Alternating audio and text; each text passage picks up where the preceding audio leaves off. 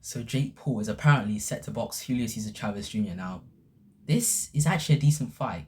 Like out of all of his fights, I'd say this is his third most toughest opponent since Tommy. Since like I'd say this is his third most toughest opponent he's ever fought.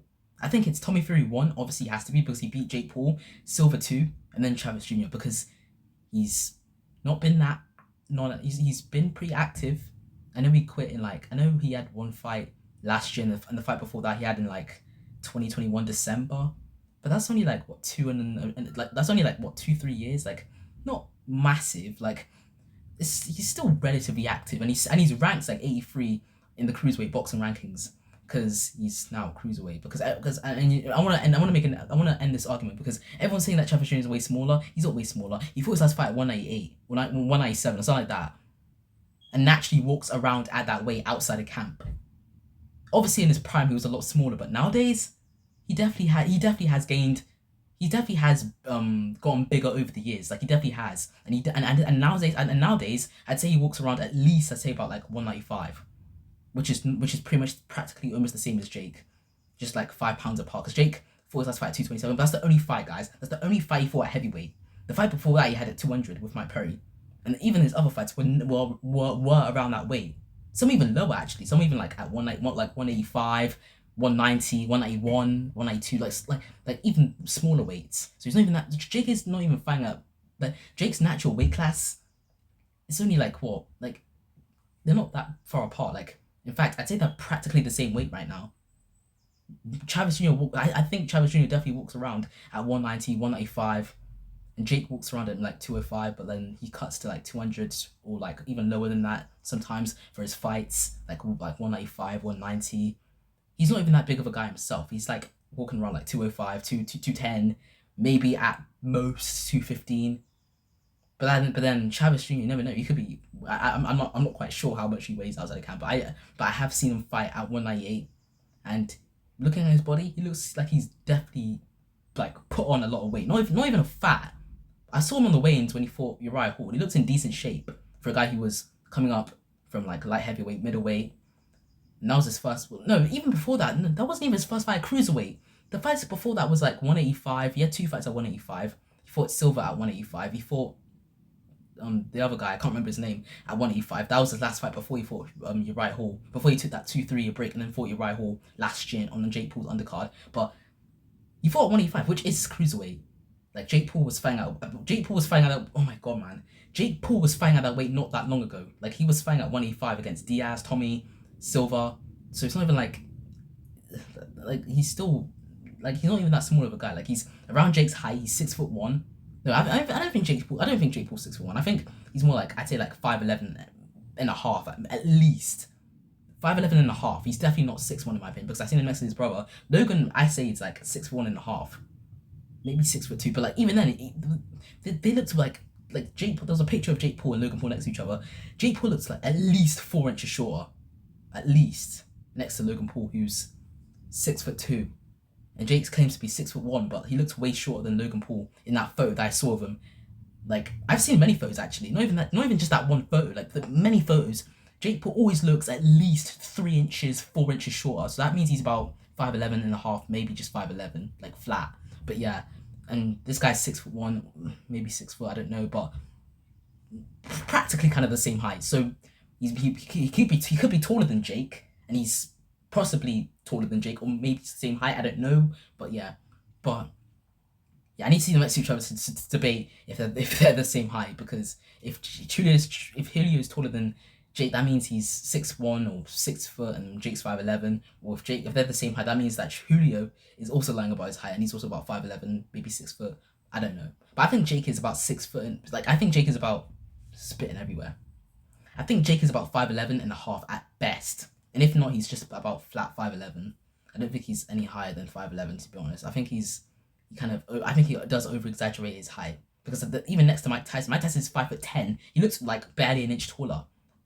That would mean that means he's either 5'11" or 5'10". But then yeah, and even Mike Perry, again, those photos where they looked pretty much the same height, and Mike Perry's 5'10" against Woodley. Woodley was 5'9". It looks surprising. He looks way taller, which is weird. Because how can Woodley be 5'9"? and Mike Perry be 5'10", but then when you're standing next to Woodley, you look like you look like many inches taller. But against Mike Perry, he only looks like what, an inch taller, maybe 2 inches at least. I don't know. That's weird. It doesn't make any sense. How can he look like a giant next to Tyron Woodley, but then next to Mike Perry, he looks only an inch taller? That doesn't make sense. When Mike Perry's only an inch taller than Woodley. But yeah, I'm getting off topic. But this fight is actually this is gonna be a decent test. Remember that Jake Paul is still green himself. He's not even a good boxer. Like, honestly, Jake Paul will not be able to compete against like top guys in his weight class. Like, he won't be able to compete against guys like Javon Clark, Vidal Riley, Jai Bataille. Definitely not. Even like novices, he's still not on that level to be fighting guys who are like really like ranked in his weight class. He needs to fight guys who are he needs to fight journeymen and build himself. No, I don't know why he calls out guys like Anthony Joshua, Canelo Alvarez, them lot. He should be fighting those guys. He should be fighting. He should stick to fighting amateur journeymen and building himself up, like building his name up. I mean, he's got a name, but like just building his record and career up and building his skill up by slowly raising up the competition every fight and fighting boxers. And that's what he's doing. I think Julio Cesar Chavez is definitely going to be better than a lot of journeymen out there because he's a world champion. He's got all the experience. He's got some decent skill. He's not really powerful, but like, I mean, he had 34 KOs in his prime, but like that was his prime. But he's still good enough to maybe outbox Jake at times, because let's not forget, and Nate Diaz was outboxing Jake at times. Like, there was points in the fight where they were up close, and Nate Diaz was just landing like dozens of shots, and Jake didn't see them coming really, and he just kept it looked so messy. But if Nate Diaz can outbox you to a certain extent, then imagine what Julio would do, who's got all the experience to outbox you, and he's not going to be a bum. He's not going to be like Ryan Borland or Andre August, who were just there to be hit and just there to be knocked out. He's going to be an actual tough journeyman. He's going to give you a test. He's going to give you at least like a good 5 rounds of cardio, and then he might gas out and you might take over the fight. But yeah, that's my prediction. I think Jake Paul will win, but I think it'll only be like a. I don't think it'll be like a TKO or knockout. I think it'll be a decision where Julio will give Jake really like some serious problems in like the first 5 rounds, but then Jake dominates the last like 4 rounds, and wins a decision, like a clear decision, similar to what like the Nate Diaz fight, where Nate Diaz was winning a good couple rounds, giving Jake some really like tough really like problems. I can't even describe it, but like he was giving him some problems in there, and Jake, I think I gave Nate Diaz like 3 rounds, 4 rounds push. Jake won like 6 or 7. So that was a tough fight for Jake, and Nate Diaz is not even a boxer really, and he was a former lightweight.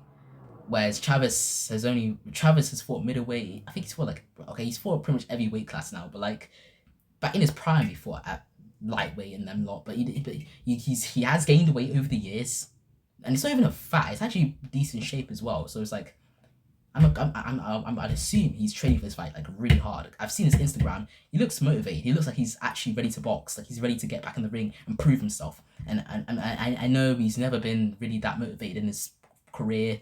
But you never know. If he pulls an upset, you guys are going to be on his dick saying, oh, the first time Jake Paul fights a boxer who's not senior citizen or who's not an Uber driver, he loses. And that's what Chavez is. He's a world champion. He's not that inactive. He's been he's been training. He's been, trying to get back in the ring, with certain fighters, influencers, MMA fighters, boxers, like everyone.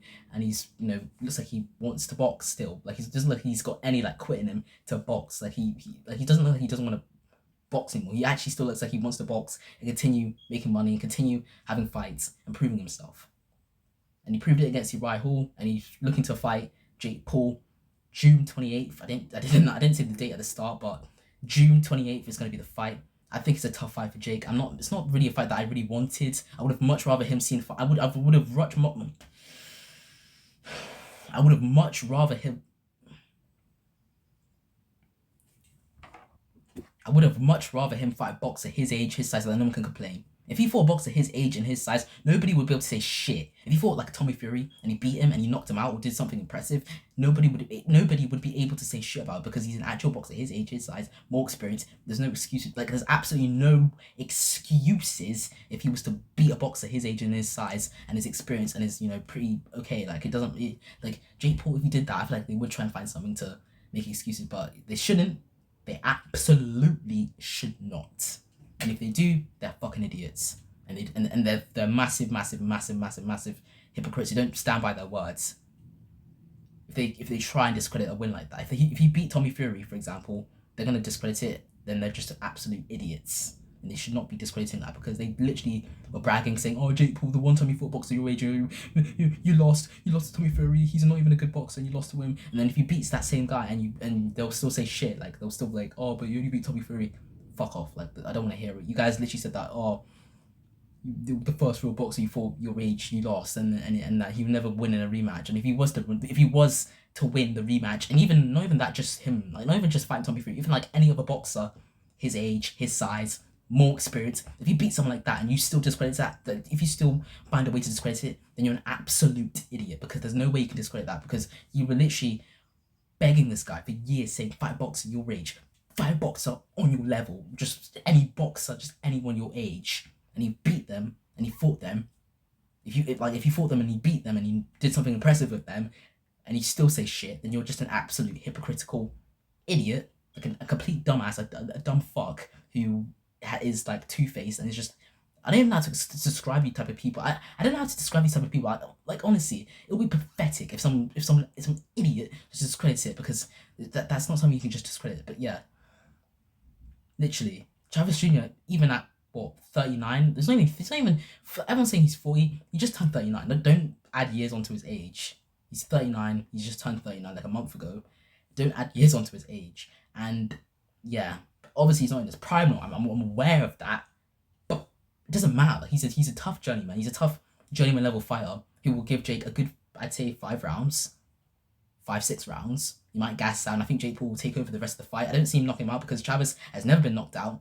And also, he's never really been dropped in his fights. Like, every single fight he's had, he's never really been dropped. I think there was one time he got dropped by some average fighter, but yeah. And then that was like years ago, though. But it was a one-time knockdown. He didn't even knock. It's not like the guy knocked him down multiple times. The guy knocked him down once. Canelo couldn't knock him down. I know people say he was carrying him. I don't think he was really carrying him. Maybe, but like even then, like the shots that Canelo was landing on fucking Chavez should have absolutely sent him to the shadow realm. Like they should have absolutely sent him to the shadow realm, because they were absolutely like, he was landing clean bombs on his chin, like he was proper fucking him up, and he should have absolutely knocked him out with this. Oh my god, with just those punches alone, should have been able to knock him out. But they didn't. They absolutely didn't. Even though he was absolutely beating his ass, he still didn't knock him out, because even though he carried it, maybe, but like, okay, but like then the shots he was landing, like literally the shots that Canelo was landing, would have been enough to knock out like fucking a journeyman. Like I don't get it. Like Canelo couldn't knock out Chavez Jr. with those single shots. That he had to say that he held back because he didn't want to throw more. But those shots were deadly. They should have been enough to knock him out from like just from those shots alone. It shouldn't take you more damage to knock him out. It doesn't make any sense. So that's why I give Chavez credit for that. And it's like the guy's never been knocked out. He's never been dropped, but he has quit. And he could quit in this fight with Jake, because if Jake is like teeing off on him and always just getting the better of him, he might quit. But I doubt it. I think he's more motivated to fight now. He did quit in his one of his last fights in like 2019, where he was actually like kind of winning his, like I don't know why he quit. Like he was actually kind of winning that fight, but then he quit like randomly. But yeah. So yeah, I don't get why you just give up. Like just yeah. So yeah, but anyways, I'm rambling for way too long. I'm gonna end it here, guys. This is a short video. I've got my fight later on today. It'll be like midnight. It will start. The main event will start like midnight-ish. But yeah, I've got my fight later on today. It's July. It's not July. It's April 19th. It's the fight day. But yeah, I want to make this quick video because I want to get this shit off my mind, because this is actually a decent fight for Jake. It's not a mismatch. Fuck out of here. It's not going to be a mismatch. It's definitely going to be better than fucking Mike Perry, who just didn't put his hands up. It's going to be better than Nate Diaz, who just throws slappy shots. It's going to be better than fucking Ryan Borland, who's just there to be hit. Better than Andre August, definitely.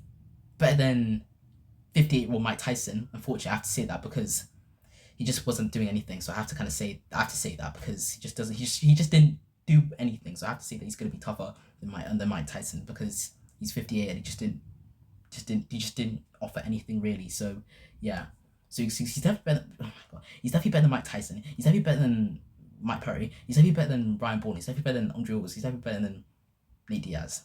I think this is his third toughest opponent since. I think this is his first toughest opponent he's ever fought. But yeah. So yeah, I'm gonna end it here, guys. Hope you guys enjoyed since time. Peace out.